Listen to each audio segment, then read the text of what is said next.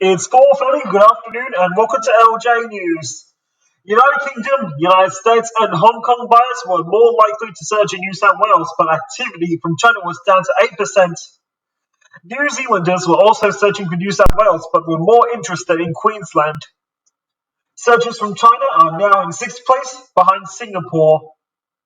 Realestate.com.au economist Anne Flaherty said interest remained strong in Sydney but was not growing at the pace of Queensland and Victoria due to rising values. Sydney is expensive by global standards, and a lot of buyers, like someone from New Zealand, are going to buy much better value elsewhere, she said.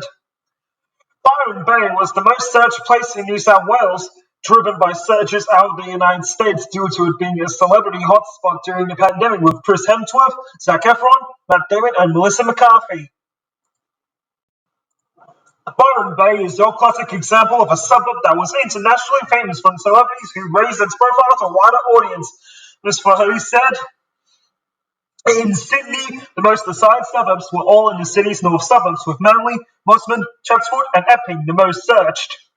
Manly was popular with buyers from the UK, US and New Zealand, while Singapore buyers locked in Mosman and those in Hong Kong had Epping at the top of their list. China-based buyers had Chatswood as their top preference. Ms. Flaherty said international buyers were generally attached to suburbs where there was an established network from their country. Word of mouth and online forums play a big role in where overseas buyers look to live, she said. Clark and Humor principal Michael Clark said he had never seen so much international demand for property in Manly before, with every listing having interest from overseas. James Pratt Auctions Group CEO James Pratt said expats were outpricing local buyers across Sydney, with some paying 10 to 20% more. They are bidding very aggressively, and many feel they are still getting a discount on the property because of the exchange rate, he said. Mr. Pratt said even more foreign investors were waiting for the borders to reopen to buy.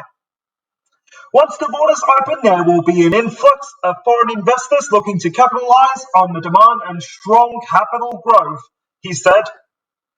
Under Foreign Investment Review Board, FIRB, regulations, certain temporary residents are permitted to buy one established dwelling that must be lived in. Foreigners, including those offshore looking to invest, are limited to new property only.